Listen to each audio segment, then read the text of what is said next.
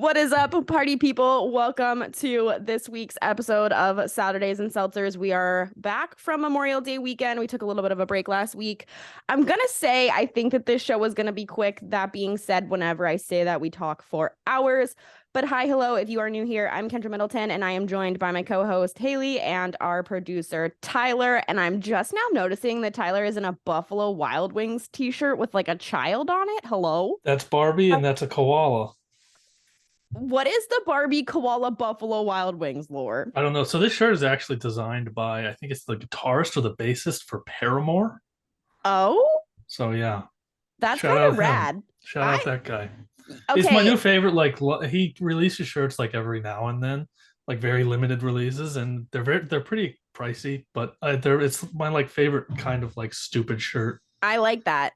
I'm wearing the Cardiac Cat Comeback DTWD Originals shirt. Shout out. Haley's in a Duke shirt as JJ Redick is on my TV right now. Yeah. I have two things to say about Okay. the shirt situation. Tyler is on an incredible cringe graphic tee streak right now. Like that's really, I would argue that's kind of your brand right now. Yeah. Yeah. He showed me one recently. Same designer. It's SpongeBob. It's like rock SpongeBob with a guitar, and it's an Ed Sheeran branded shirt. All right. Yeah. We're If vibing. I feel like it, I'll send the picture if I remember. Okay. But Okay. I'll edit it in. By that, But I forgot my second point. So we'll just Okay. keep going. All right. Anyways, if you are new here, we are going to hop into our show by starting with our HLH, which is our high of the last week, low of the last week, and our unexpected hero of the last week, which is something good that happened to you. I don't remember who I started with 2 weeks ago. Also, breaking news. Suns planning to hire Frank Vogel as head coach. Wow. Interesting. Katie does Katie still have another year there? Yes, right? Yeah. Katie Interesting. Also, I did see that the UNH Wildcats ice hockey team signed a new goalie today to play, which is kind of cool. I think that's, it's Alan Hahn's kid, so fun fact. All right, anyways, back on track. I don't remember who I started with last time, so just because I'm feeling the Buffalo Wild Wings shirt, Tyler, what is your high? you always start with me, and I don't know if I enjoy it. But I don't mind. My high, there are 97 days until football. My Detroit Lions kick off the NFL season. I think there's like 93 days until college football because they start a little bit early, but under 100 days. So we're very excited for it. Only 97 more sleeps until football sounds like regular season. I think there's less than that for preseason. It does seem long, does it not? It really does.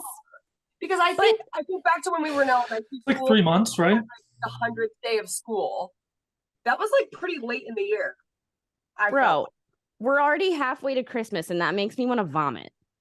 Yeah. That's crazy.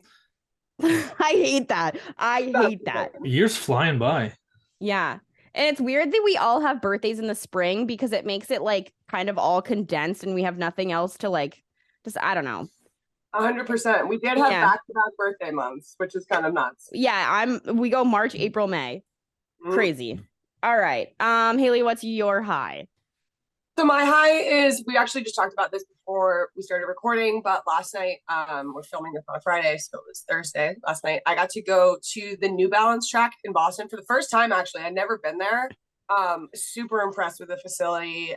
And I attended the Team Impact Gala, which is an organization that assigns children with life-threatening illnesses or disabilities to a college athletic team, whether it be we had representatives from smaller schools like Stonehill and Holy Cross, and we had University of Texas at San Antonio. So it was really cool getting to hear a lot of the kids' stories and the athletes that they get to work with. We had a really awesome young man speak from UConn, who is their little guy that he gets to, represent. And he got to talk about his national championship experience. So it was really moving. It was great. A lot of awesome speakers. And it was a great time to celebrate, the good in college sports. So made me happy to do what we do. Yeah, and you wore a pink blazer. Shout out Pink Coat Sports, our gals. Shout out Pink Coat Sports Club. I have to get Haley DeMello lore. If you send a iPhone image via text to me, the resolution comes out very not good because I don't have an iPhone. So I have to get those photos emailed to me. But I will be posting and definitely tagging Pink Coat Club. We love you. XOXO. My high is I have 3 of them. F1 is back-to-back weekends because there's been a lot of cancellations this season, and we have the Spanish Grand Prix this weekend. I just watched practice. Tyler was watching practice.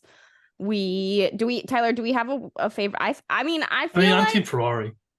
Well, it's Definitely. Carlos Sainz home race, so I am also Team Ferrari as well. And I do appreciate a good Hamilton win, though. I don't like Lewis Hamilton.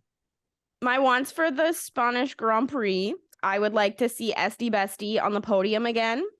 I would like to see Carlos on the podium just because it's his home race. I don't care about Ferrari like you guys, and I just want to see Yuki be competitive. I'd be cool if Lewis Hamilton took first. I'm sick of seeing Max Verstappen win, so I want to see Charles top 10. I think is my request. I would just like to see him not DNF. Yes. That part. So yeah, I'm not a Ferrari fan like you guys, but I do like when guys do well in their home races, so I'm cool with that. I also am seeing the Chainsmokers on Tuesday, so that is a high, and I get to see Haley in here's the thing. I would say I get to see Haley in 2 hours, but she's the latest bitch I've ever met in my life, so I'm probably gonna see Haley in 7 hours. 2 hours means around 4 or 5, probably, yeah. That's the translation. I could sit here and be like, guys, but I'm always late. I'm really trying to improve on it, and I've been trying to improve on it for a year, and it does no good. If you follow Kendra on Twitter, recently we went out to lunch, and everyone just roasted me, and it was well deserved. I'm late, I know. I'm working on it. I literally be there before we're supposed to leave for our event tonight, and I am so excited to see you. We were just you need to be here before we need to leave because I put a bottle of rosé in the fridge for us. So I've been thinking about it all day. I'm so excited. And we are going to a birthday party after, and I still have to get up at 6 o'clock in the morning, so I'm probably going to be on. Why do you always break things in the intro of our show? Because I'm Italian and I always celebrate with my hands and stuff, and I'm always things over, and it's a wild thing. Why do you always break stuff? Because I'm Italian. That's great. Well, I'm 0 for 3 in the show today. I'm really not looking great. Okay. Tyler, low.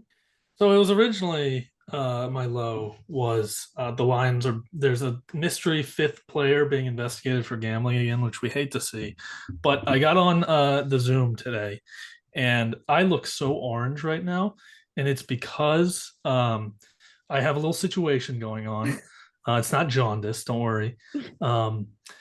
So one thing about me, I have pretty dry skin usually, but I hate shopping for lotion. So I steal it from not from my sisters generally, and I have a few that I just keep in a drawer for when I'm out of my normal stuff. And I got one, didn't read the label. It's got self tanner in it, and I only just found out after 2 weeks of using it. And I got on this call, and I look so orange right now. It's definitely the Zoom doesn't help, the lighting doesn't help, but I feel like I look so orange. 2 things. One, I also fucked up my fake tan, so you're not alone. Welcome. Mine to the Girl doesn't Club. do the hands. I don't know. That's wild. Yeah. But I also would like to complain about boys with girl products really quick, because I've had 2 of my best friends come to town, guy friends come to town and sleep on my couch just to visit, after moving away the last few weeks. And, I understand duty calls, nature calls, whatever, when you're staying with someone. But my $30 dry shampoo is not bathroom spray. And both of these dudes used it as such, and it is literally $30 dry shampoo. And it's just that boys don't understand. No, we don't read labels. We don't look at things. We just kind of If we see something in the bathroom, I we're was gonna use laughing it. so hard. If we see something in the bathroom that looks like it could be useful, we're gonna use it. We're not gonna read it. We don't care what it does. We're just gonna use it. So not only does my bathroom smell like dry shampoo now, but it is sticky and like just not an ideal situation. But it wasn't the fact that one I don't even of know my if I would know what dry shampoo looks like if I came across it in the wild. You can read the bottle. Like that's the I'm thing. All you have to do I'm is dyslexic, I don't first know what off. this thing is I where don't we just read. pick things up and spray them and just assume that, like Yeah, no, I would spray it too. I would be in the same boat. So so that was my other girl story of the week. Haley, what is your low? Oh God, I know this already. I didn't even have to ask. yeah, so I don't know if you guys have heard, but the Celtics did lose game 7 last week or over the weekend rather. It feels like months ago at this point. I had like a day to grieve, and then I'm moving on. I'm proud to say that we have kind of gotten through the depressive phase, and I don't have an opinion on the coaching situation yet. We'll talk about that later. But it was probably the saddest I've been in a long time.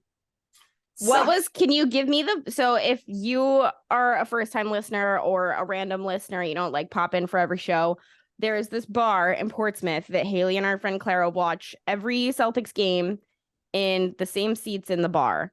And I need a TJ's vibe check after that game. Oh man. Well, so to understand the vibe check at the end of the game, you have to understand the vibe check at TJ's when we got there, which was that our seats were reserved with our friend, shout out Clara, friend Clara's name.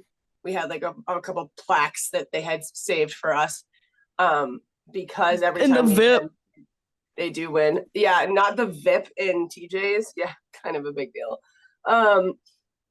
With that being said, we proceeded to lose, and yeah, the crowd is it was honestly like, I'll be the first to say, and obviously we'll get into it later, but I didn't think they deserved to win the game, and it was kind of just like, if you're a Boston sports fan, like as obnoxious as we can be when we win, we're equally as obnoxious when the team is playing like shit, and we let them know that we feel that way. So, it was an ugly scene to say the least. It was not great. I would say, Kendra, I would like your opinion on this. Are Boston fans worse when they're winning or worse than they're losing? winning. Winning? Okay. Here's the thing. While I think that Boston fans are fucking obnoxious, I love that they are so realistic after shit goes wrong. I love that they're willing to call out players. They're willing to blow it up. Yeah. They're willing to They blow it want to up. call it to be blown up. They're willing to call out players. They're willing to call out coaches. And I honestly love the theatrics of all of it. Not only are they insane, but they're dramatic as fuck. And I live for the drama. It is a constant reality TV episode with Boston sports. And that is what I think I appreciate about this market. But their fans are assholes, and I'm not even sorry. I can't think of another fan base that's like the New England fan base. Yeah, there isn't one. That's the thing. No. Like, there's not. Like maybe European soccer fans sometimes. No, because like even then they don't have the like greatness of multiple teams. Yeah. And they at least sing songs and have better food in their stadiums. Like, those stadium atmospheres are crazy. Yeah, they have shit food and the weather fucking sucks, and they just buckle down and get through it. Caroline, we sing "Take Me Out to the Ball Game" at the same time every game. Like, I don't know about this singing songs thing. I think that they have like chants for their teams that they sing, though. No, I get that, and I respect that. Goated. Also, there's a lot of them that they have to remember.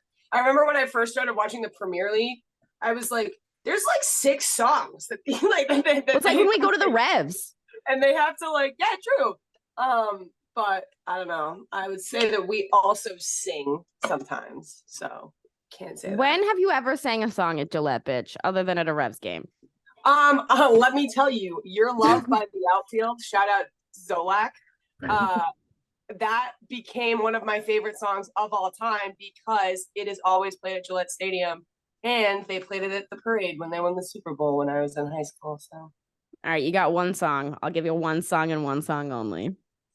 You're Loved by the Outfield every time. My low trigger warning: if you're a boy and don't like girl stuff, this is a girl podcast, so fast forward, nerds. I had my IUD replaced on Wednesday, which is like birth control, but it like lives in your uterus or whatever. And that hurt like no, Tyler thought it was an IED. Yeah. I'm not blowing myself up yet. That hurt like a bitch. But I will say she let me look at my old one and it was kind of cool. No way. You didn't tell me that. Did you get to keep it? She like, okay, this is super trigger warning. Like if you are grossed out at all, please fast forward. She like pulled it out and she was like, I could like feel her do it obviously. And she was like, do you want to see it? And I was like, yeah. And she goes, she was just like grinning ear to ear, holding my like bloody. It's like an ancient artifact. I know. I should have asked if you could keep it in like a little jar. It's been in my body since I was 19 years old, so like I guess it's kind of an ancient artifact. Well, no, yeah, I didn't mean that like to call you old. I was just like the way that she like held it up and smiled like she was taking a picture with it. Literally was like she just caught a fish, like a bass. Yes, yes. I was imagining someone making a discovery and like posing for the newspaper. Like yeah. So not that I'm like sexually active or anything at the moment, but you know what? Just in case, fuck it. So that was Milo. Is that the recovery from it kind of blows? And welcome back to the show, boys. Welcome back to the show. If you were gone, Tyler, what's your hero? So my hero, and I know this is probably a low for you, Kendra, because you've been on record that you hate this. College football realignment's kind of popping off again. It is apparently imminent that Colorado will be leaving for the Big 12. Yeah. I've heard that it will probably happen before the season starts in 90 something days. And I love that. I don't think they're gonna. I think the Pac-12 is basically over, and I love it. I'm here for the chaos. So yeah. See, here's the only thing. Obviously, I'm an SEC truther, as are you at times. Big 10, but yeah. But but you love the SEC. I do live in the middle of SEC country. Exactly. Oh. So I was watching some discourse about all of this yesterday, and with all of the teams that are moving, and I say all of them, and by them I mean two, moving to the SEC, people are talking about how it's kind of cheapening and watering down some of these like old SEC rivalries that aren't like the big rivalries that we see between like Auburn, Alabama, or Florida, Georgia, or something like that, that it's kind of going to cheapen that product. And the SEC is just going to get so big that it's kind of going to lose its legacy. And that is my problem with it. And while I get why they're doing it, it's still, to me, I'm not a tradition truther either generally, but it does kind of bug me. Yeah, I mean, for tradition purposes, sure. I don't think it's going to affect the rivalries as much because you're still going to have your Alabamas, Auburns. You're going to have that Iron Bowl. You're going to have, Georgia and Florida every year. Yeah. But, I'm excited to see like Texas and Texas A&M play again. That's gonna be great. That's gonna be fun. I just hate that Texas is considered the SEC because, quite frankly, it is not the Southeast. It's not. Well, we're moving in a direction where it's gonna be two massive conferences, AFC, NFC style, expanded playoffs, that whole thing. We're just moving towards more of an NFL type model. I agree, but it's just not the Southeast. Sorry. No, and it probably should have a new name. It probably shouldn't be called the SEC anymore, but which means because like Big Ten, we are a Northeast conference and we got LA now, which is crazy. But I don't know. We're just going to be moved to everyone's going to be in two conferences. I think this is making me think that we should snatch up all the SEC merch we can get while it's still available because that shit'll be worth some cash. Probably do like what they did with the what was that old football conference? Is it the Southwest Conference, maybe? Yeah. That doesn't exist anymore. That was a fun conference. The Big East, is it? Yeah. Was it the Big East? Yeah. I don't know. All right, Haley, hero. I called an audible during this conversation. You called multiple audibles. I called multiple audibles. And this is a wild one for you too. I didn't even know you knew who this guy was. Reminded me of this, and I was having a conversation with somebody in my office yesterday about this, and this is so good. So Eli Drinkwitz of Mizzou was talking about this, obviously the SEC scheduling and all the drama that has come with it. And he had this quote. I'm going to read it. It's probably my favorite college football quote of the year so far. I'm a history teacher by trade. And every time I come to one of these meetings, I'm blown away that the 13 colonies could have somehow formed a union, but we can't agree on an 8 or 9 game schedule. I respect the hell out of Eli Drinkwitz. And that just like sums it up so well, I think. Like, how are we still having this? I feel like every year we have this conversation, and as you guys are saying, we're adjusting. And I agree with Tyler. I think the conferences are just the whole Southeast, like geographically, it's just not going to matter anymore. Oh, geographics don't matter at all in college football anymore. We're moving to a point where it doesn't matter. But even still, how can these grown-ass men, sorry, how many women are in these meetings? I hate to be the one to say it. No, probably the SEC, probably 0. Like, how can we not agree on this? Like, how difficult can this really be? I don't get it.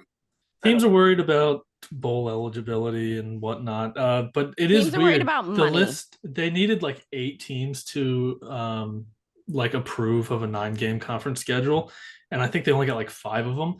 Missouri was one of the teams that wanted to play 9 games, and I respect the hell out of them for that. Even with how bad they are, they won an extra SEC game. You know, I gotta say some shit about Boston again really quick. I'm not trying to like, I love Boston. Okay. I live here. It's my home. I've lived here. I'm going to live here for a long time. That being said, it does bother me how little people up here give a shit about college football. And it especially bothers me because they love the Patriots and they're so diehard Patriots, but they could like around the draft, like they have no idea who they want. They don't know why. They've maybe, even when you listen to some of these shows, they've maybe watched 5 fucking college football games all year and they're the experts talking about who they think the Patriots should take. Like, I'm sorry, but you just don't want like, and it's just, I get that it's not available in the same way up here. And it's just, there's not as many, there's no not teams. As many teams. Yeah, I get why it has become that way, but it's just, they're such diehard Patriots football people. How do you not care about how and why people got to be on your team? Yeah, it is. I know that too, just to provide perspective as someone that has grown up and lived in Boston my whole life. It's not available. And the time that I've spent with you guys and with Kendra, I've learned more about college football than I have in my whole life because, as you said, we follow the New England Patriots. I would make an argument that most people up here, if they talk college football, I swear to God, they'll probably talk to you about Rutgers. Like, that's the closest thing to college football that we know because that's where a lot of our players. Well, BC's good now. BC is good now. UMass has never been good. In my Hunter Long, GOAT. So there, well, obviously Doug Flutie with BC and that iconic whole thing, but yeah, I think it's a totally lacking market up here, and it's just not even that not only that we're lacking in it, but we're just not invested in it. I don't feel it's crazy to me because I think New England fans that fan base is very college football passionate about their teams, but UConn is one of the teams that is like rumored to be being looked at by the Big 12. So I would think UConn is a rarity. I think UConn might be the game changer. In the thing that is it, I was just explaining this recently. Connecticut is part of New England, but it does feel separate. Like if you ask any New Englander that's probably what they would say. I feel you ask anybody outside of New England, right. I feel like they would say that you're in New England. But watching what UConn has done, not only in their athletic department, but with their programming and with their teams, I think they're going to be one of the obviously the first, and I think that'll start opening it up to New England because a lot of the people that live in New England went to school in New England, so they're not following because education here rocks. Big 12, right? But a lot of people in Boston went to UConn, so if UConn goes to the Big 12 or Big 10, whatever, and so we'll see. But It yeah, could change. I don't think it's as big as, especially as you grew up with Kendra and Tyler. So I literally grew up in the swamp, like every Yeah. week, every Saturday. I wanted to Saturday. ask Kendra about this. Not to, I know we talked about this being a short show. We've gone off the rails a little bit Fuck already. it. That's over already. How do you feel? There's talk about them moving the Florida Georgia game out of Jacksonville. Do you have any thoughts on that? Yeah. To be honest, as much as I have loved the Florida Georgia game in Jacksonville my whole life, I understand that it's supposed to be a neutral ground. It can hold more fans. There's more room for tailgating. There's more emergency service people available. I totally get all of that. And as pro as I am as bringing jobs and income to Jacksonville, I do think that rivalry games should be played in home stadiums every other year because quite honestly, I have chills talking about this. I went to Auburn. Like my allegiance is not to the University of Florida anymore. That being said, I know, and I posted this yesterday, actually. I saw a video about it, and I have said this for years. People talk about Death Valley being the hardest place to play in the SEC. And honestly, I think the Swamp is even crazier. I really, really do. When they're good, for sure. Yeah. The Swamp is I literally, like, I have chills talking about going to watch games in the Swamp that aren't even against Georgia. And I just think that that is the epitome of rivalry, is when you get to watch those teams play in their home stadiums against each other, because it's just different. It's the students have an easier time going. They're louder. The band's like, it's just, that is your environment. It's the That's atmospheres. Yeah. And so like playing in an NFL stadium is a dream for so many people that go play college football. Like that's the goal, right? And I totally understand why that's also a cool experience, but it just doesn't hold a candle to playing in your home stadium against your rival. So as pro Jacksonville as I am, I think that it does cheapen the rivalry a little. That being said, your girl loves the world's largest outdoor cocktail party. Don't get it twisted. The first time I ever got drunk was at the world's largest outdoor cocktail party. I threw up in front of my dad. You have been to the game. That was my next question. If you've been to that I went game. almost every year as a kid. I went every year from maybe 10 until I was 22. Like every year. I have pictures of me at that game that the internet should never see.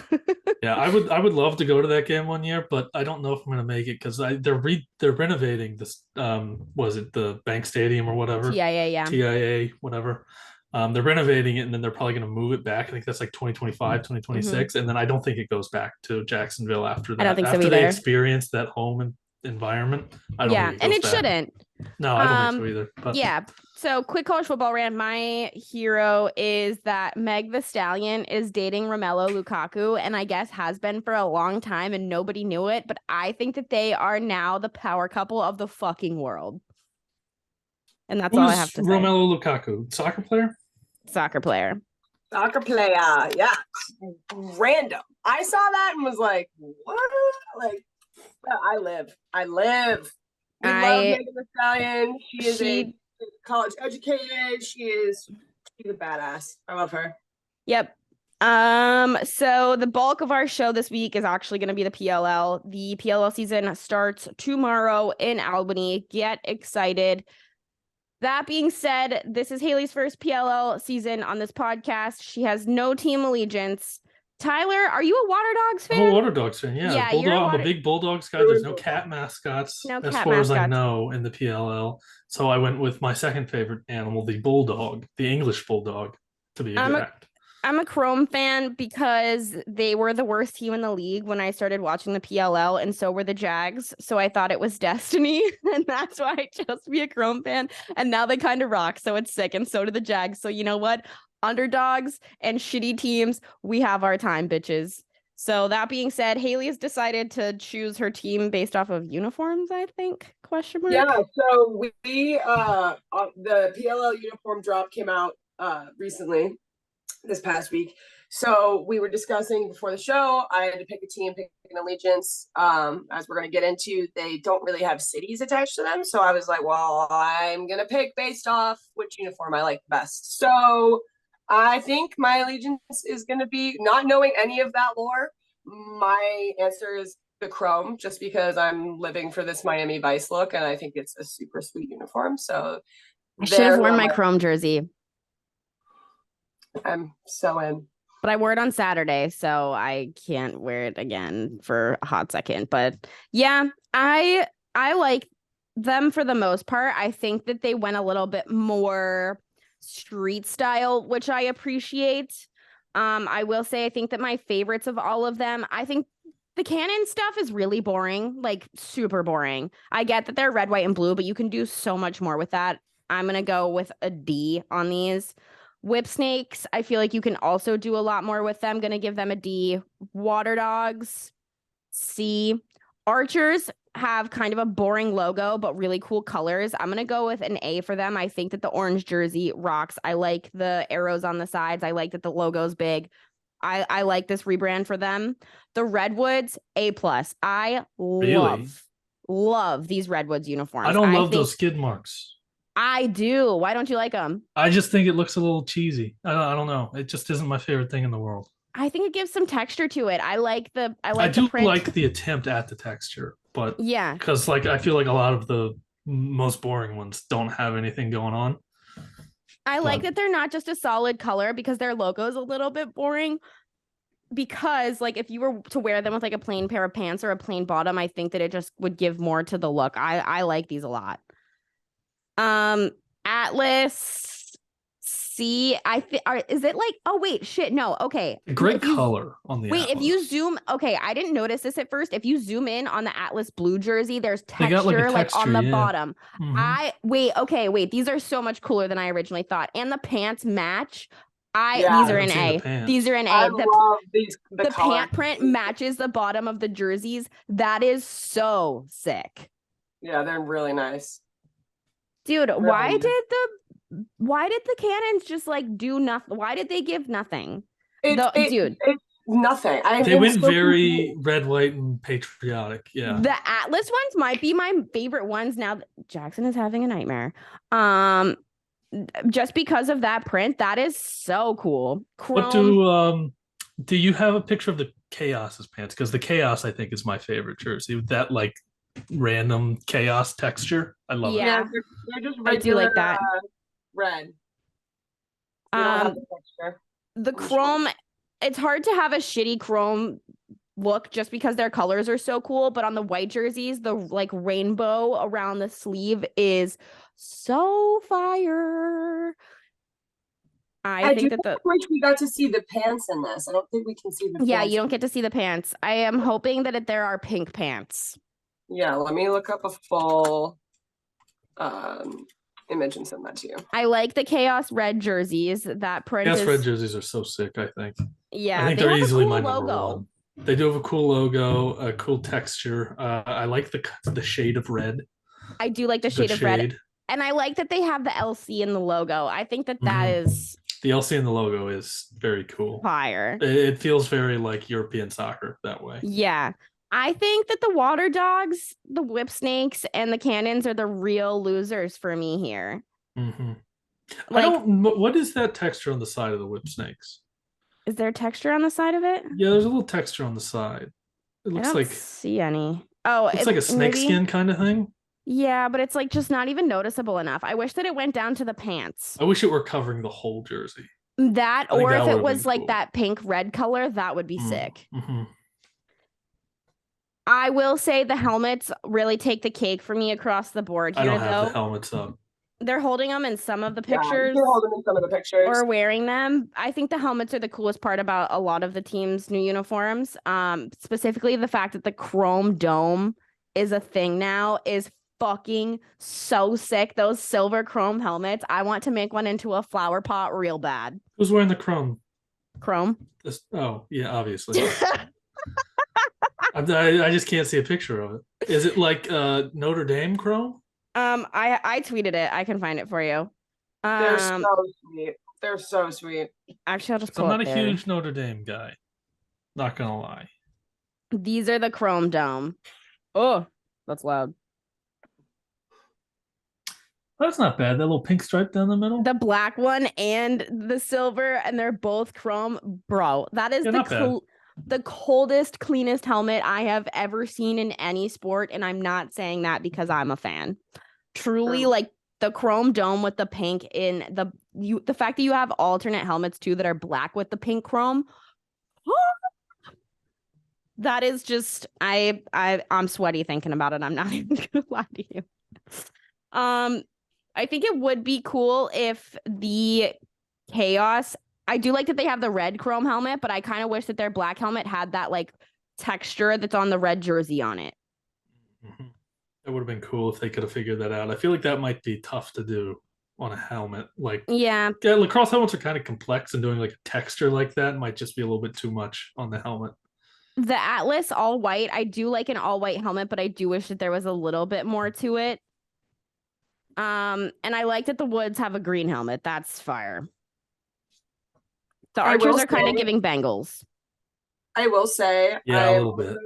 Looking at the pennies, because I love a good penny.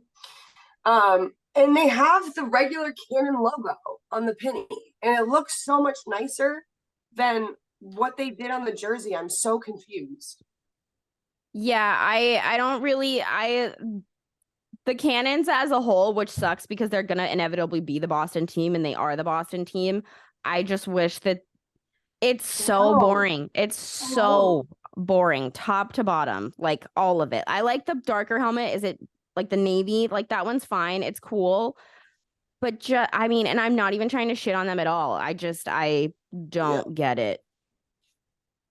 Fail. Any other uniform helmet thoughts before we pick cities? No, ma'am.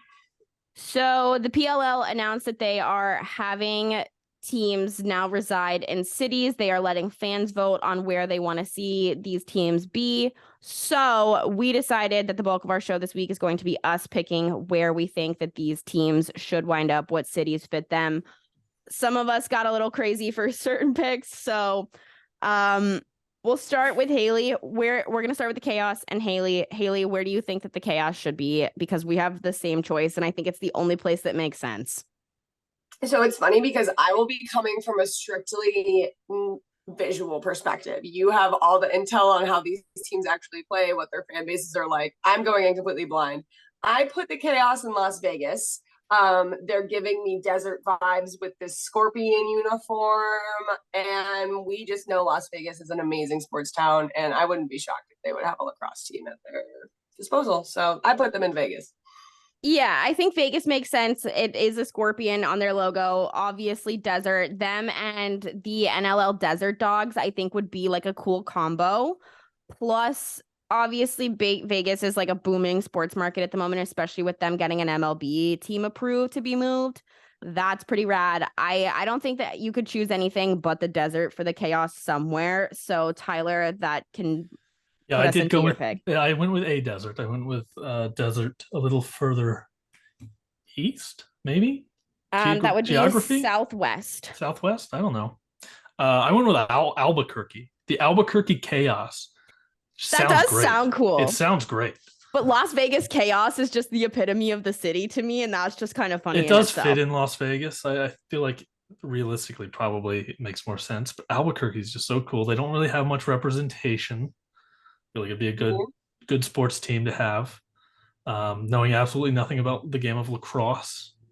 It would also feel like they play outdoors, right? Very hot in either of those places to play outdoor lacrosse. I assume that they would probably have either visors or you could, because it's a summer sport and there's no shot. I remember last year when maybe it was in like DC or something and the temperatures were so hot on the turf. I think it was Michael Sowers who was overheating, maybe. I don't remember who. I want to say it was Michael Sowers who was like having some problems like overheating. While I do think that there needs to be a desert team, I think that they're going to have to figure that out before. Yeah, that's kind of making me think that they may stick to more like northeastern, northern situation for their teams. Yeah, it's going to be so hot. Yeah, I don't think that you can do that just geographically where your fan base is and stuff, especially because the way that lacrosse is like kind of boomed in places like Texas and Southern California and Florida in the last couple of years. I don't think that you can ignore those markets by any means, but there is going to have to be like some sort of like safety protocol, standard night games, shades, something like that. I think you like same with NFL, like it's towards the end of the summer and you're in full pads and stuff. Like there's just got to be something to prevent overheating, because I do remember like the heat last year being a real issue. Yeah, those water boys. Yeah, hydration specialists. I was gonna say, I wonder, like, it would be interesting to see if they do work with the NCAA and how they monitor their athletes that play outside for men's lacrosse in the spring. I can't speak on that because I've never worked for a school that has a program, so I wonder how they would deal with that out Train west. gang. Train's here. Shout out the Train, friend of the show. Friend of the show, the Train. Our favorite guest, reoccurring guest. Weekly guest. The Train, Ben DiNucci, and Josh Gordon. No, there's another one. Mike McDaniel. Mike McDaniel. That's it. Friends Those of the are program. friends of the show. Haley and I only have one more matching pick, I believe, and it is for our Chrome. I think this is a selfish pick on our behalf because I would kind of love to go to one of these events if they could go. Florida team. We both think Miami. Haley said that it was giving Miami Vice, and I couldn't agree more. And okay, Haley, I said this last year on the show, but I need you to see it. Do you remember that episode of Kim Possible with like the fish man? This guy? Oh, yeah, for sure. I think that's the Chrome's inspo, which is giving Florida man. So I'm going to make this an almost Saturday. Yes. So incredible. I think that's another point to Miami. That is the Florida man Chrome Dome calling it, but Tyler disagrees with us. Yeah, Miami is the obvious choice. I like it's Tyler's very Miami choice too, Vice. though. I tried to stick with the same, like, it also feels kind of San Diego, Southern California. I agree. It's very like those colors also fit in Southern California. We love San Diego. Love San Diego. I do like that pick. I think both of those cities would be sick, and I would have no problem visiting for games. Yeah. My only thing is that it is San Diego, not San Diego. San Diego. Spanish for a whale's vagina. Yep. I wasn't gonna say it. Well, I did. What's that? I'm not gonna keep. Never mind. The intrusive thoughts are taking over. Tyler's water dogs. Where do you have your water dogs? So I just kind of, they're definitely an East Coast team for me. Have to be. I went with Raleigh, but the more thinking about it, I think on the fly I'm going to move them to Charlotte, North Carolina. Both in North Carolina. It just feels very North Carolina. I like their colors. I feel like purple kind of goes with North Carolina a little bit in my mind. The Raleigh Water Dogs sounds kind of sick. Raleigh Water Dogs does sound kind of sick. Charlotte Water Dogs, maybe not as much, but somewhere in North Carolina, I think, is where I've decided on. I have convinced myself, just because lacrosse is big in the state of Washington, and I like the Washington Water Dogs, that is what makes sense in my brain. We do love an alliteration. Big alliteration team. But I also really like Haley's pick, just because I do think that inevitably, just because the amount of lacrosse talent that comes out of these two states, one team has to wind up here.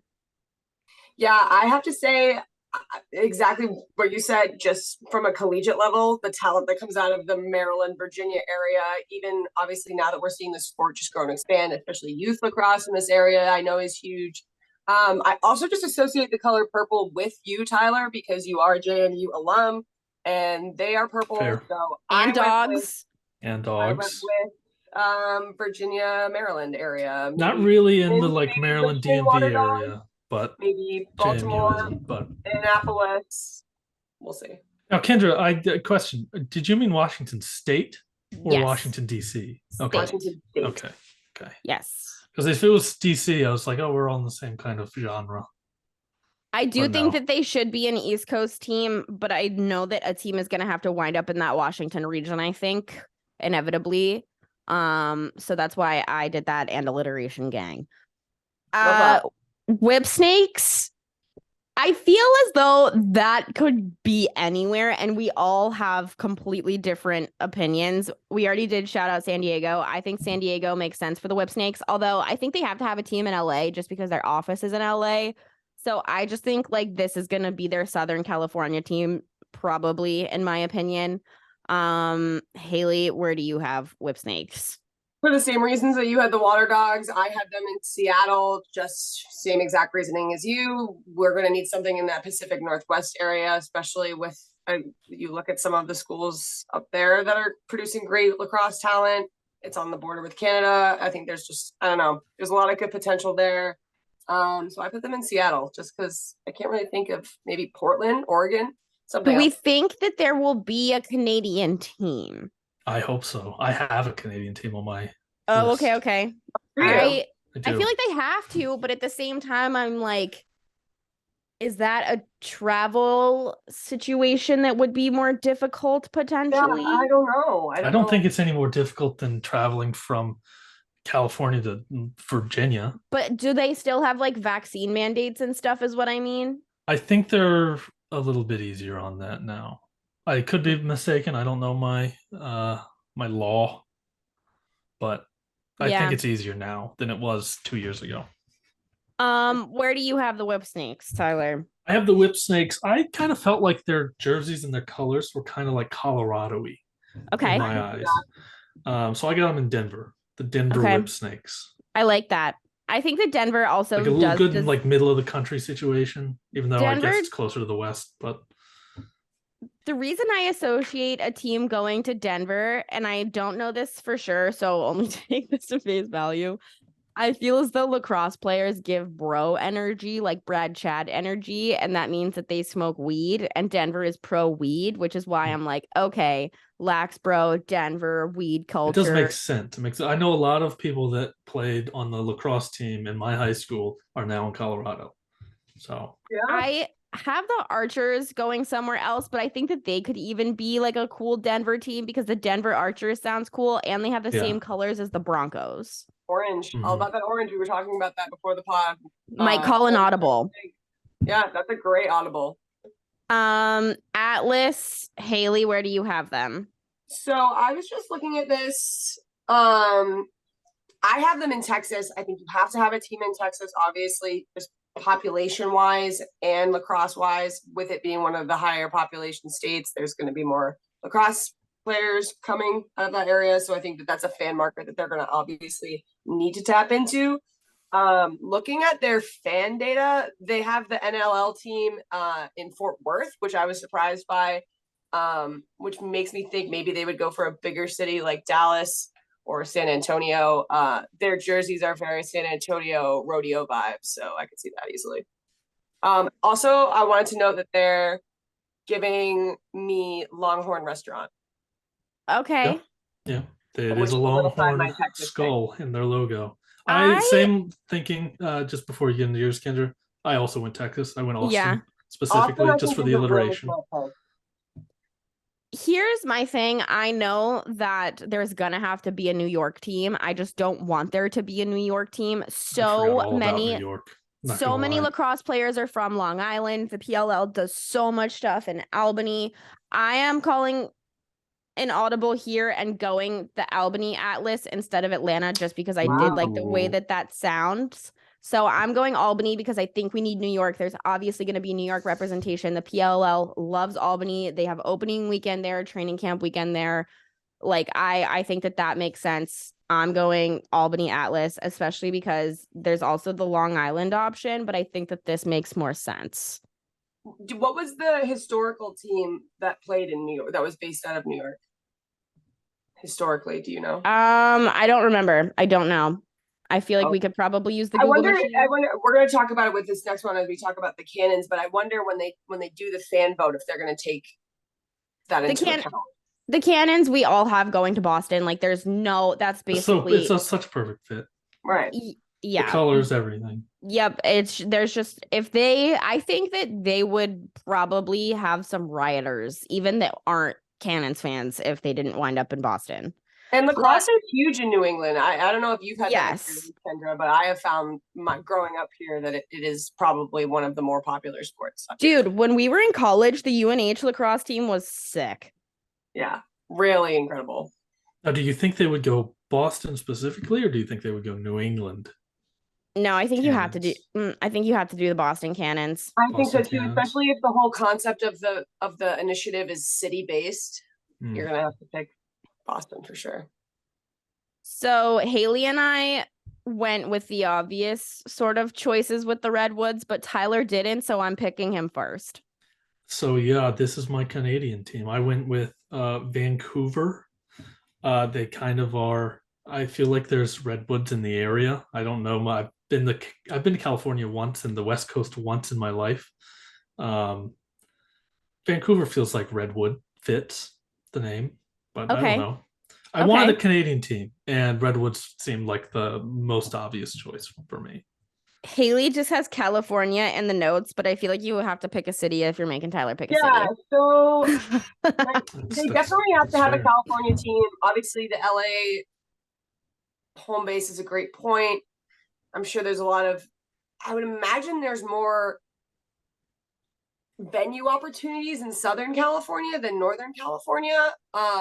So I would go with LA or San Diego. But also, if you think about it geographically, which I know we're always like, whatever, redwoods are in Northern California. So something like Sacramento or something up there would make sense too. I had them in San Jose. The San Jose Redwoods make sense to me. I used to live in San Jose, for people who don't know. And when I lived there, it was probably 2014 to 2015. And the area just kind of started to blow up. Like, all of the restaurants started to move in. The Sharks were playing really well for the first time in a while. I think that the San Jose market makes sense. It's close enough. It is like redwood country. Like, if you just go 45 minutes north without having to be somewhere like Sacramento. I think San Francisco also doesn't really make that much sense, just because I think San Jose Redwoods sounds cooler than San Francisco Redwoods. And plus, I think that they would probably have an easier time there as far as people getting around and having things to do. I don't know. That's just my thought process there. So I'm going to go San Jose. I think it's a little bit different. I do think inevitably, like I said, a team's going to be in LA, but I'm going to rock with San Jose because shout out. So can I blow your mind real quick? Yes. Next year, you will have been arriving in California 10 years ago. Ooh, I don't like that. That's crazy. I'm really all set with that. Last but not least, we have the Archers. I think this is my Texas team. I'm going Austin Archers. Tyler, why? I don't understand this one. I honestly was just out of cities, and I don't know where Archers are in the United States. There's only 8 cities. Where's the archery capital of the world? I don't know. So I threw a dart and picked Boise, Idaho. Send them to Boise. So Tyler did not take sports marketing in college. Well, oddly enough, that is like basically my major. I know. That was the joke, because anyone would tell you that Boise, Idaho cannot maintain a sports marketing. The archery capital. Maintain the Boise, what are they? The Broncos. Boise State. Shout out. Blue turf. Boise State is true. That's true. The archery capital of the world is in Switzerland. What's in Switzerland? International team. The Switzerland Archers. We're going international. All right. Where do you have them going? Chicago. Okay, why Chicago? I think we were lacking a little bit of the Midwest action. That Ohio area, Illinois. I'm gonna go Chicago. I could see the Water Dogs going to Chicago. Why? Because they're Barstool affiliated? Yep, exactly. Time has shown recently that Chicago teams are really struggling. So honestly, that would make a lot of sense if that did happen, though. Yeah. Chicago does feel like a city that would get a team, though, because it is a very big city, a big sports city. Beth. I have such a knot in my stomach about this next segment. I can't even like it. All right. So that was us talking about the PLL. Watch the PLL on ESPN Plus this weekend. Opening weekend. Go Chrome. Haley, it's time for us to talk about the NBA and the Celtics. I know that you have been dreading this. So first off, I would like you to make a statement. Yeah. It was a good ride. It was a good ride, boys. I look at where we started with all the drama and commotion at the beginning of the season. And to go to the Eastern Conference Finals, I'm happy with. Obviously, it's not a championship. Is that what we're ultimately all after? Yes. Am I aware that I am a Boston fan and that I should just be fortunate to have had two teams in the playoffs? Yes. But I can't help but be bummed. And I think Anna Horford said it best that, I love the Celtics, but it's time to go get high and move on. So. All right. Perfectly said by her. My first thing that I want to talk about is Brad Stevens said yesterday in the postseason press conference that Joe Mazzulla is the guy and he is sticking around. I personally don't think this is the right choice. Do you? So I don't know. I personally, at the end of Game 7, there was a lot of talk about Joe Mazzulla, obviously, and there's a really great article I read that was basically the case for him to stay. And I think it brought up a lot of really great points. On the opposite side of the spectrum, I can totally see where people are coming in saying that I'm sure you're going to give your opinion, but that he is not the right fit and that it only proved it during the off season. His game management, his time management, I think that all improved throughout the postseason. His inability to take certain players on and off the court when needed also was a big detriment, I think. But at the same time, I wonder, and I think back to Game 7, and it wasn't for me a loss based on coaching decisions. It was a loss based on player performance. So I'm not one of those people that's going to blame him entirely for not bringing the team to the finals. Something about Brad Stevens saying it is kind of just like, I wish they had anybody else out there to make a case for it, because it almost seems like I'm less inclined to trust that decision just because it was his guy from the start. It was his guy from the start. And it was also like, how much of this is really because you feel that way or because of your relationship with him? So I just wish if they had maybe somebody else go out and make that decision, it might have sounded a little bit better to me. I don't know if I'm the only one that feels that way. But yeah, I don't know, Kendra. I feel like it's going to be one of those things where they're going to make their decision ultimately. And I think that that decision is going to be that he's going to stay. And I just hope it doesn't bite us in the ass. And I'm going to go in optimistic, but there's room for error for sure. And hopefully that he can kind of take the summer and take a crash course in coaching basically and work upon the things that he's lacking. Yeah. My feelings are that I understand that he got thrown into this position unexpectedly. This was not where he was thinking he was going to be at the beginning of the year. But that being said, he wasn't even on the bench last season. He was a behind the bench kind of guy. So that, and the fact that he's the youngest coach in the NBA is also kind of crazy to me. I think the stage was too big for him. I don't think he was ready. I think that the reason that they even got where they were, yes, the players did not play to expectation, which we'll get into in a minute. I think that it was just because they had so much experience in the postseason already that was an obtainable objective for them just based off of that alone. I don't think it had anything to do with Mazzulla. Like you said, he had bad timeout management, bad time management, sometimes bad roster management. And on top of that, I honestly don't like his attitude. I don't. Straight up, I don't like the way that he speaks to the media. I think that the way that he spoke to Abby Chen the other night was kind of fucked up. I understand that it was a heartbreaking loss, super emotional. You never want to talk to the media at all, probably, but it's the fact that it's not even that situation in general, because the comment about it is that, well, this is how he's been doing it all season. And it's like, yeah, that's the problem. Bill Belichick can talk to people like that because he's Bill Belichick and he's earned the right to do so. You have not. You haven't. And honestly, the media here is who they are. They're going to eat you alive. It's very similar to New York in that aspect. Absolutely. And the way that he spoke to the team ahead of the game too, I'm like, go out there and have fun and have a smile on your face. Like, I'm sorry, it's fucking game 7 to get you to an NBA finals. How is that what you have to say to your team right now? I just think that the spotlight and the stage was far too big for him, and you either sink or swim. And the fact that he had players who had experience, luckily, got him here. And in my opinion, sure, you got there, but you sank. And the way that you have conducted yourself, and I know that I've spoken about, his past and what happened with Ime and how I thought that it was very strange that was the move they decided to make, especially given his history.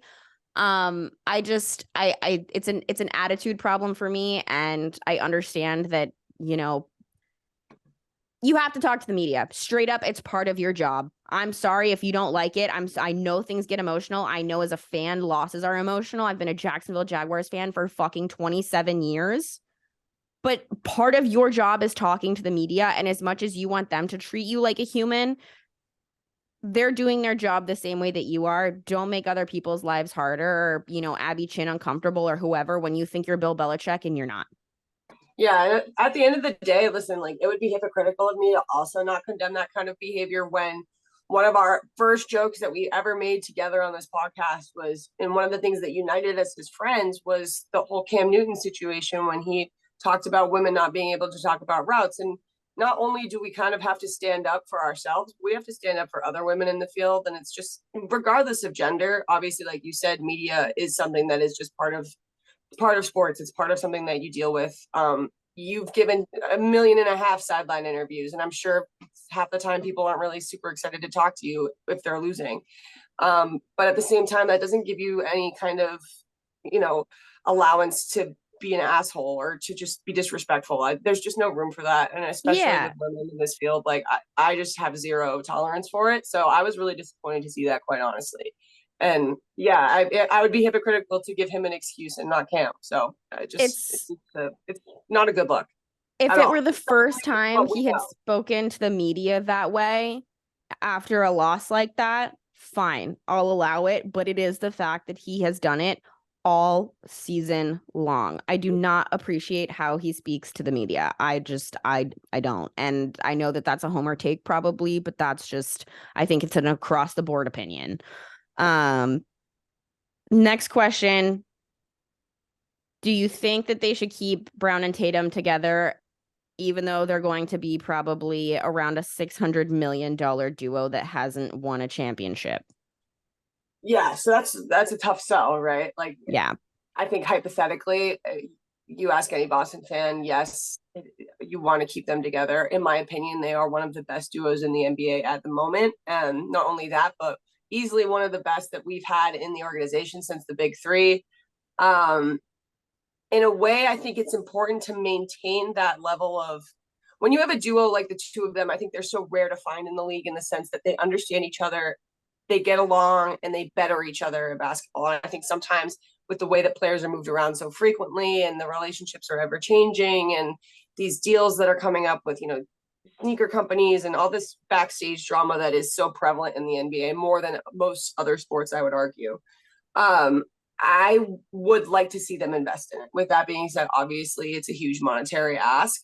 I think the benefit of having both of them is whoever you bring on board, obviously having to shop other people out, will be able to have those two as leaders to bring through the organization. And I think that it's going to be important if they keep Missoula around to have the both of them to play that leadership role where maybe he lacks, being a younger coach, as you pointed out, and being a successful team to the point where I think that as long as you have the two of them, I think that we can still make a really good run with a majority of our momentum behind it. So I don't know. I guess to answer your question, I would like to see them stay. I understand that it's a big sell and it's a big ask. But I would like to see the two of them together just because it is one of those duos in basketball that I think, it's so cool to watch. Like, we're just so lucky to get to watch the two of these young guys play such phenomenal basketball together. When it's for your team, it's even better. So I want to have them together for sure. So In order for this to happen, Jaylen Brown inevitably has to become what would be most paid player in the NBA. Yeah. Do you think that he has earned that? There is no other answer than no, Haley. I love you to death, but the answer is no. He does not deserve to be paid. No, but there's no other answer but no. But in the same context, I think that when we look at the industry and what's going on, you look at the New York Giants contract, you look at just some of the Jalen Hurts contract, like just sports contracts in general are getting to such a point that these numbers sound huge, but they're just going to keep increasing no matter. Does he deserve to be paid more than Steph Curry, Kevin Durant? No. Yeah, that's my point. That's my point. And he would have to be, and I understand that Jalen Hurts earned that contract more than Jaylen Brown. Jaylen Brown had almost more turnovers than points in a Game 7 of the Eastern Conference Finals. Yeah. How much would his contract be? I think around like $50 million a year. Steph Curry makes $44 million a year. Yeah. Do you think Jaylen Brown deserves that more than Daniel Jones deserves his contract? But Daniel Jones isn't the highest paid player in the league. No, but he signed a 4-year, $160 million contract. That's what I'm like. These contracts are just getting more expensive. It's just the way that it is. I agree with you, but Daniel Jones isn't the highest paid player in the league. No, I know. Their contracts shake out differently that you can sign more talent. What's the cap in the NBA? Like $141 million a year? Well, yeah, 100%. But I don't know. You're giving $100 million a year of that to two guys that haven't won a championship and have had 5 shots at it. From when you put it like that monetarily, it doesn't make a lot of sense, does it? I know that we're like, this is our first like real fight on this show, and I'm really here for it. And I know that we know that it's all love, but like, holy shit, dude. No, it's a good point. I think it's a good point. And I'm honestly like, I don't know how it's going to shake out. I think realistically, if you're thinking about it like a business, it doesn't make sense to have the two of them together. If I'm thinking of it as a fan, of course. Totally. 100%. Yeah. 100%. So, obviously. Would you want Dame? I don't know. Would you give up Jalen for Dame? It'd cost you less. I don't know. I'd have to think about that. I think again, monetarily that makes sense, right? Like that would be that. Even from a player perspective, like these guys are so young, and that's like the idea in the NBA is to have 2 young superstars who can grow together. But maybe Jason Tatum needs an older guy who can kind of set him up and know he's that number 1. I honestly don't think Jaylen Brown knows or accepts that he's a number 2, and he fucking is. Correct. And the thing is well, sometimes he doesn't play like it. Sometimes he puts on a performance, plays like a number 1 when Jason Tatum not this postseason. Not this postseason, but sometimes. I don't know. I forgot what I was going to say, honestly. I think the thing for me too, the girls are fighting. The girls are fighting, but also this is my team. This has been my team since I was a child, and I'm still very raw from the other night. So the idea of losing like one of these players, obviously Jason Tatum is my boy. I would rather lose Jaylen Brown than him any day. The idea of not getting to watch Jaylen Brown in a Celtics jersey is devastating to me. And it's like, yeah, that sucks. And you're right. You have a lot of good points. I think that monetarily it makes absolutely no sense. I don't know where the money's going to come from in the organization to do that. If they have it, good on them. But yeah, I mean, I think that we're going to continue to see these contracts just get bigger and bigger and have these conversations of, are they deserving of them or are they not? And then usually half the time we never know how it's going to go over on the other end anyway. You know, we could be talking next week and something crazy could happen in the market or something. They could come out with a deal and he totally lowballs them. Like we never know. So, all right, I'm going to throw this at you. Gun to your head. Jaylen Brown at, I think, what would be somewhere between $48 and $50 million. Or you give him up and you get Damian Lillard for, I'm going to guess, $40 million a year. Gun to your head next year, right now. Damian Lillard. Damn. I did not expect that. Because I feel confident enough. I feel confident enough in Damian Lillard as a player. And you're getting rid of Marcus Smart's contract. There's no way in fuck he's on this team next year. Yeah, I mean, I just think, I think realistically the faces of the team are going to change. And I think that they're going to keep Missoula around, then we're going to need to change something. Whatever we're doing is not working. So if that means getting rid of Jaylen Brown, I honestly, I love Damian Lillard. I love him. Like, he's one of my favorite players. So I think the city would love him, dude. I think so too. I think it's a really cool fit. But at the end of the day, like I said, it breaks my heart to think about that. Yeah. I'm done harassing you. Those are obviously the two big looming questions right now. And I wanted to obviously have some discourse about it. That being said, I have a hot take. I don't think there's a shit shot in hell that Marcus Smart's here next season. But I do think that while a lot of the blame obviously deserves to be spread between your two superstars and your head coach, I would like to throw, and I haven't heard anybody say this, but I would like to throw a decent chunk of that blame on Marcus Smart, and here's why. The last few years, when Jaylen and Jason were obviously these younger guys in the postseason, regardless of the fact that you had incredible head coaches, Marcus Smart has always in the postseason been kind of that like vocal leader presence in the locker room and on the court constantly. He has been that guy who has been the leader. He's been the voice of reason. He has kind of been like that bully for them. Okay. And that being said, I did not see that from him this postseason. And I think that while, yes, the dynamic has changed, that is his role on this team. That is his position on this team. And they have found success in that through having a younger roster. Sure, Al Horford is that veteran presence on the team right now, but I do think that I had not only expectations from Marcus Smart as a leader on and off the court, but I also expected better performances from him on the court, especially considering how much money he's making and what we know he's capable of doing. We did not see the dog in Marcus Smart that I know he has in this postseason. And I think that nobody's talking about it. And I love him. He's probably my favorite player on this roster. But that was not the Marcus Smart that I have appreciated in the postseason over the last couple of years. Yeah. I completely agree with you. I was very disappointed in he's one of my favorite players on the team as well. And it's funny, we do this thing during the postseason when we go out to the bar with our friends to watch the Celtics game. I go out for every game. And we each pick a player, and whenever that player scores, you drink.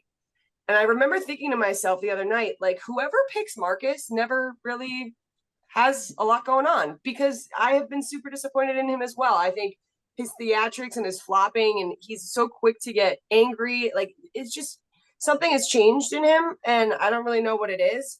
I really like Marcus Smart, and I was disappointed with him in this postseason.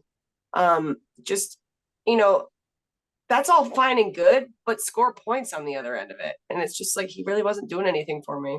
So I think that's a great point.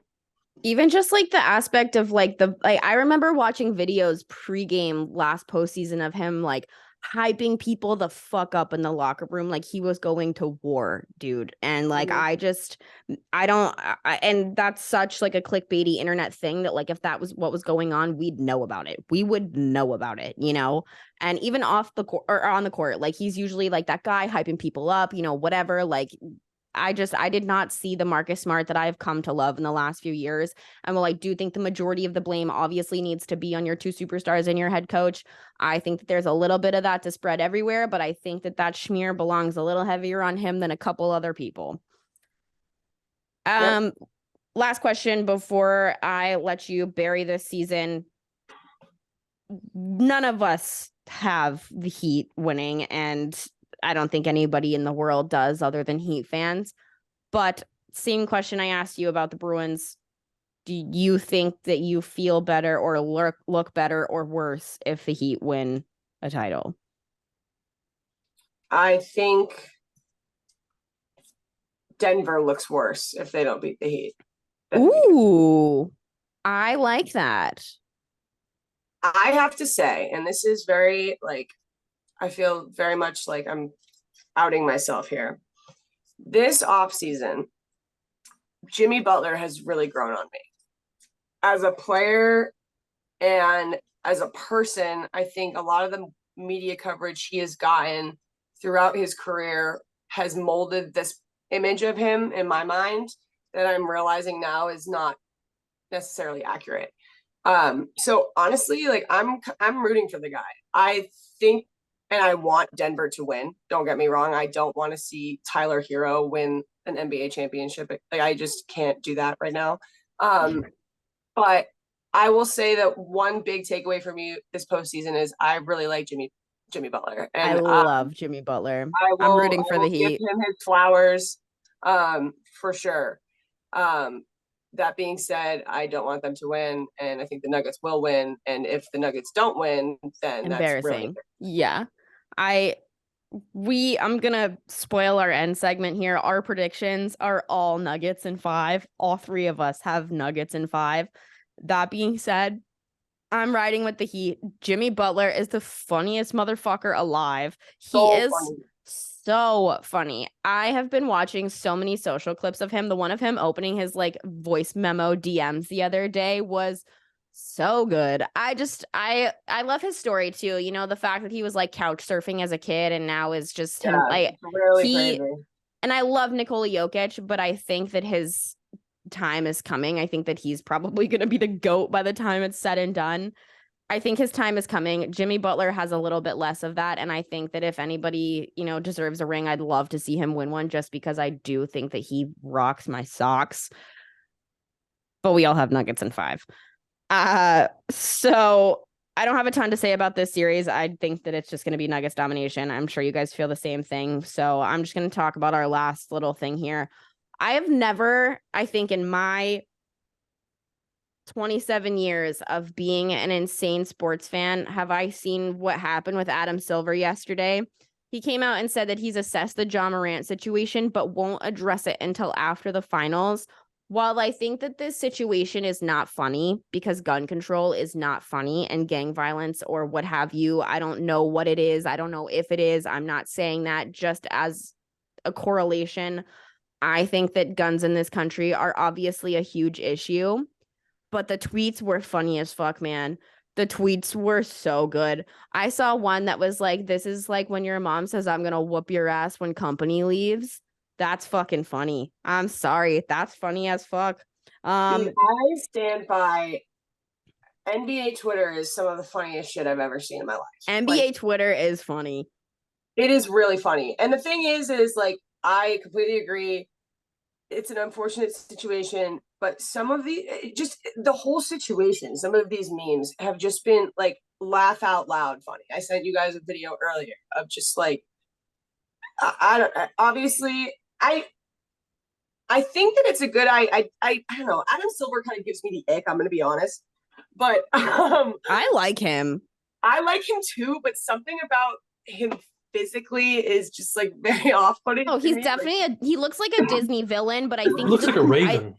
Yeah, he looks like a Disney or an American Horror Story villain. Mm-hmm.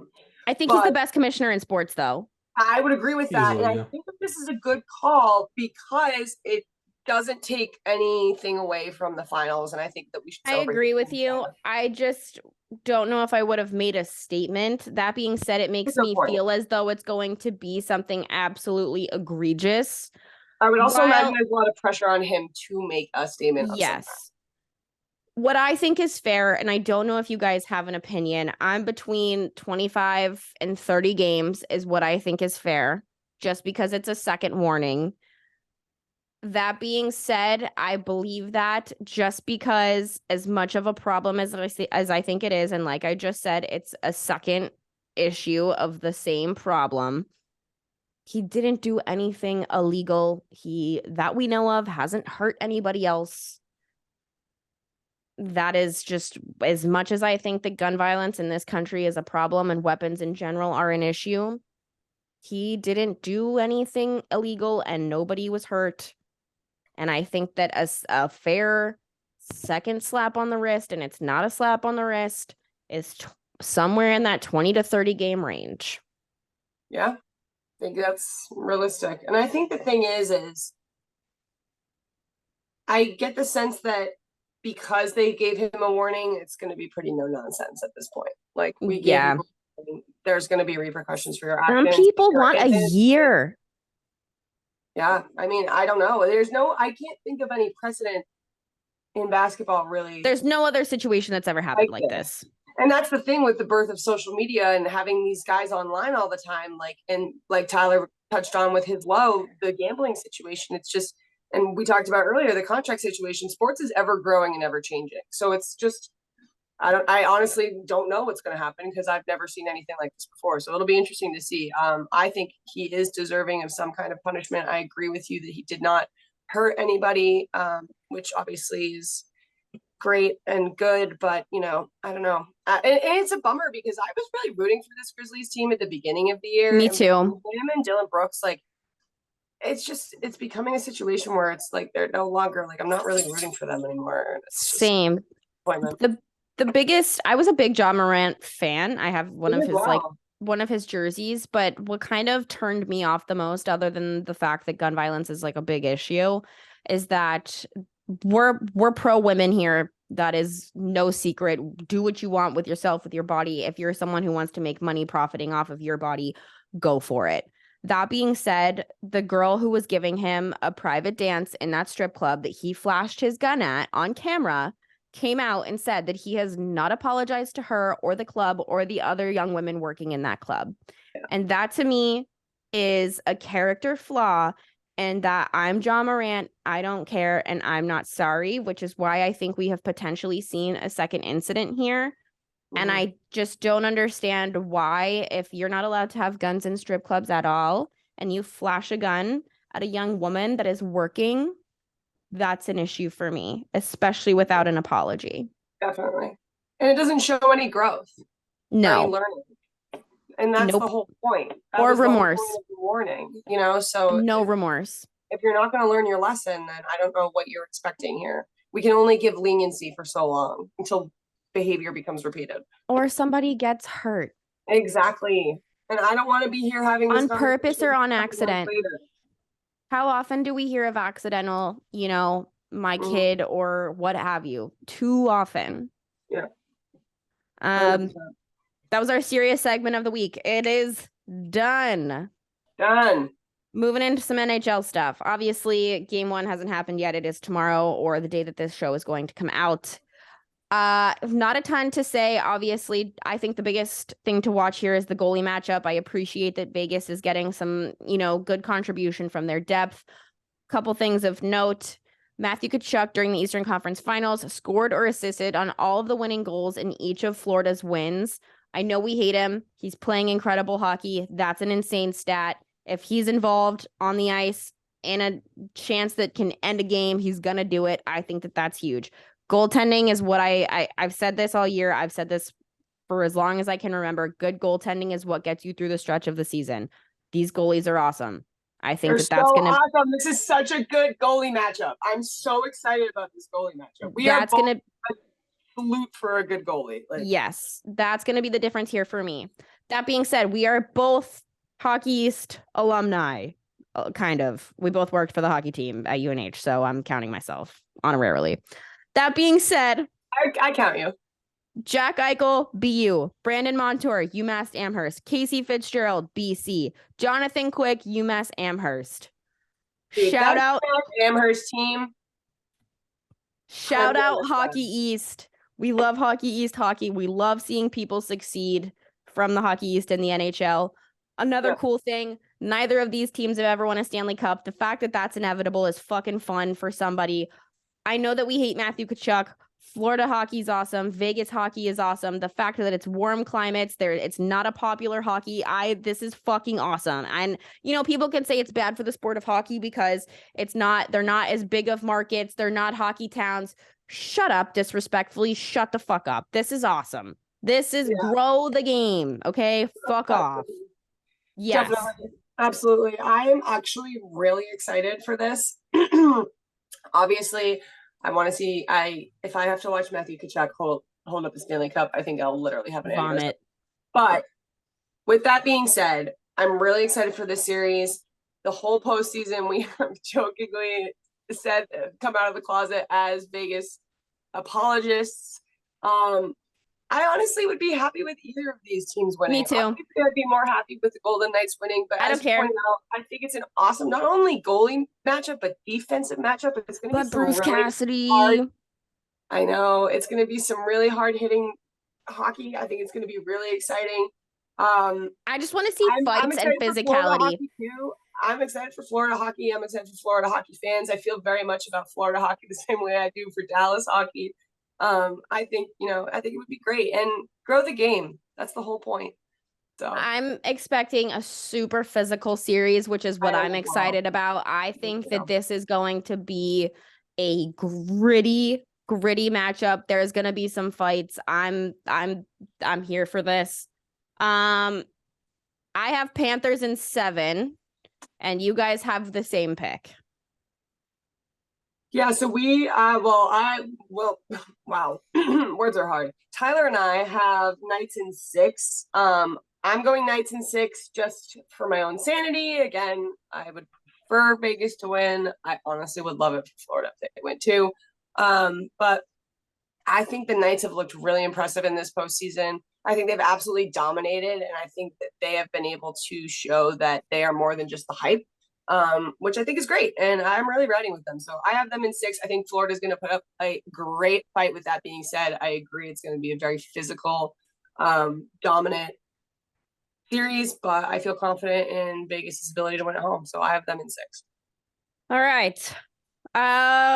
Last bit of sports chat, just a couple quick things here, nothing too crazy.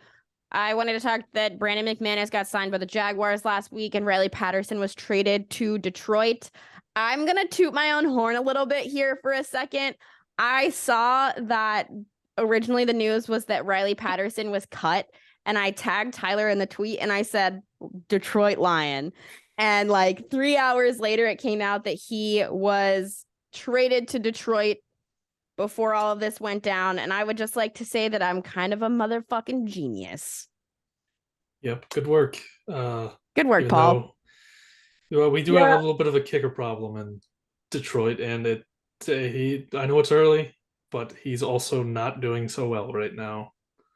Yeah. So that's great. I'm gonna say it. I'm gonna say it. Everyone on Jags Twitter was so pissed that Riley got cut because they thought that he was good. He won us some games. I'm gonna tell you, we know I'm a kicker stan and I'm a tight end stan. I am not impressed by Riley. Every time, dude, during this comeback, when he had to make that field goal, I was like, this motherfucker is very shaky at times. Even the field goals he makes, there are times where I'm like, that was too close for comfort. I get the Jags fans love him because he won us some important games and made some decent kicks at times, but he also made some really fucking shitty kicks at times, okay? And if you don't want Brandon McManus on this team, you don't know ball. You've never watched football. He is fucking incredible. And he was the best thing about that team last year. He's a way better kicker, way more accurate. His leg can hit from fucking 65 yards, dude. If you're not excited about this, I get that Riley was our guy. He's a cute kid, whatever. Got the Riz. Dude, shut up. If you do not know ball, if you do not want Brandon McManus to be your kicker, you don't watch football. I swear to God, you don't. Because all right, if you walked up to a casual NFL fan right now and you drop the names Brandon McManus and Riley Patterson, who are people going to know and what are they going to know him for? Brandon McManus. I think if you just ask a normal person to name a kicker, Brandon McManus is probably one of the ones you'll name. Yep. And Riley Patterson, you know what, made the team because we had a bunch of kicker rotations heading in and out because of some shitty shit. Drop it. Zip it, nerds. Okay. Drag them. Drag them, sis. 2 other quick things. DeAndre Hopkins, I think there are 2 rumors going around. I think one is the obvious choice. I think that he's going to be a Buffalo Bill. You take a pay cut to try and win a ring and to have Josh Allen throw to you across from Stephon Diggs. It is what it is. I get it. I would take a pay cut too. These Browns rumors, I understand, the Deshaun Watson thing. They're familiar. They need receivers, whatever. Who the fuck wants to go to Cleveland? I'm sorry. Even Buffalo and Cleveland are comparable. I would much rather live in fucking Buffalo. And there is no shot in hell that the Browns are going to win the Super Bowl, especially in the AFC. It's DeAndre Hopkins is not going to Cleveland. Can we just end that here? I would agree. It's not. I wouldn't be shocked. I don't think that's really the destination. I don't think it hasn't felt like he's as much of a hot commodity as you would expect him to be. So I kind of wouldn't be shocked if he ended up in Cleveland as just like, oh, did nobody else want me kind of situation. You can't tell me that nobody wants DeAndre Hopkins. Everybody wants DeAndre I don't know, Hopkins. dude. The buzz hasn't really been there. It hasn't felt like. I feel like it should be. DeAndre Hopkins. I feel like it should be. Throwing to him the last couple of years. True. Hello? I feel like it should be. He should be more of a commodity, but it hasn't really felt that way. I think that people are trying to play it cool and not act like they want one of the best receivers in the NFL. I would love him to come to Detroit. I think that Buffalo, or I can see him going back. I'd love him to come to Jacksonville too. Yeah, it'd be great, but I just don't really think it hasn't felt like people want him as much as he should have been. It kind of feels like when Julio was on the market. Like I feel like he should have been more, or like more people should have gone after him, and it just doesn't feel like many people are going after him right now. Maybe it's because it's the off season, but Squidward meme, Bill. Everyone's on vacation right now. Everyone is on vacation right now. Only other comment that I have was that I knew that I didn't like Aaron Rodgers, and this just gave me more points to not like Aaron Rodgers. He's a Swiftie, and we are not Swifties here. At least I am not. Yeah, no. I don't have anything against Taylor. I have a lot against Aaron, though. Nope. Yeah, I don't like Aaron either. I like. I am a little bit disappointed in my guy Miles Teller. Kind of sad he was hanging out with Aaron. Oh. Yeah, that's who he was in that little that VIP box with. It was Miles Teller and his girlfriend and whoever Aaron was with. New York. So. That is kind of tea, actually. So. That's a bad look for you, Tyler. A little disappointed in you, Miles. It's a bad look for me. Why is it a bad look for me? Just because, your boy's hanging out with Aaron Rodgers. Yeah, not great. Maybe he's going to go into a darkness retreat. I don't know what team Miles Teller's a fan of, to be honest with you. Couldn't tell you. Probably New York. I don't know. All right. Any other sports thoughts, party peeps? I just have one thing. We didn't put in our tweet of the week segment, but I just wanted to shout this out real quick.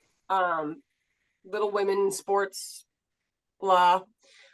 Angel City FC, the women's club out of California, had a player, Alyssa Thompson, and she's only 18 years old, and she's on their team. She's actually full drafted and signed, and she had her prom last week, and she wasn't able to attend because she had a match.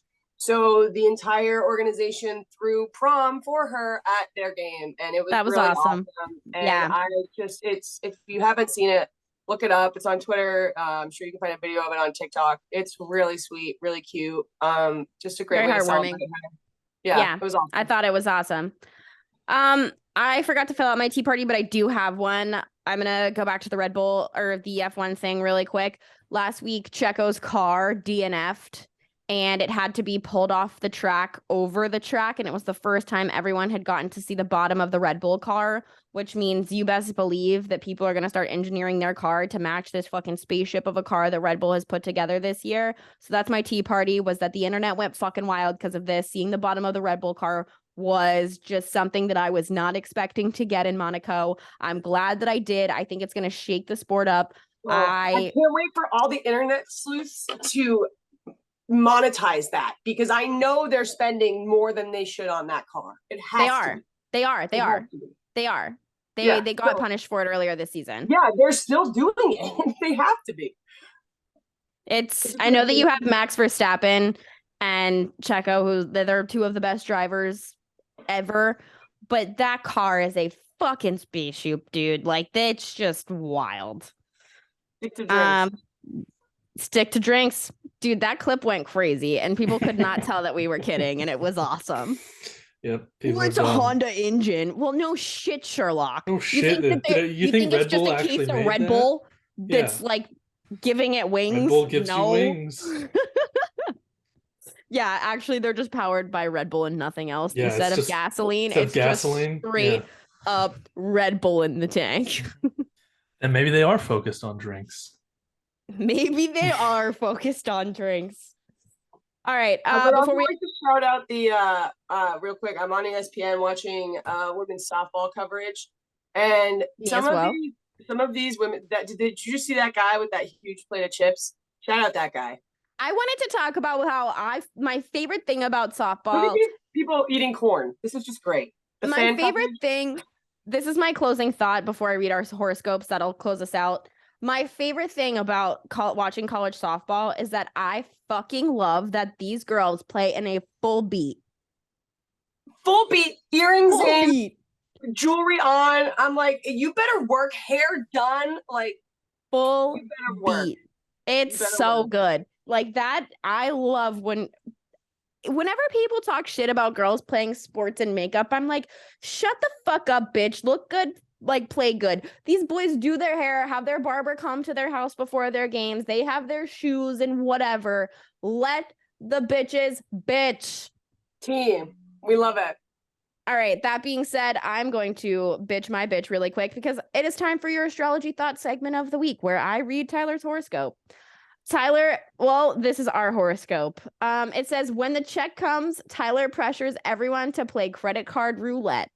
When the check comes, you split out and leave it to someone else to pick out your tab. It's true, but I will Venmo. I just don't feel like dealing with the credit card roulette. That's the thing. I will Venmo. How they react when the check comes, nobody else knows here. These people that are talking to me.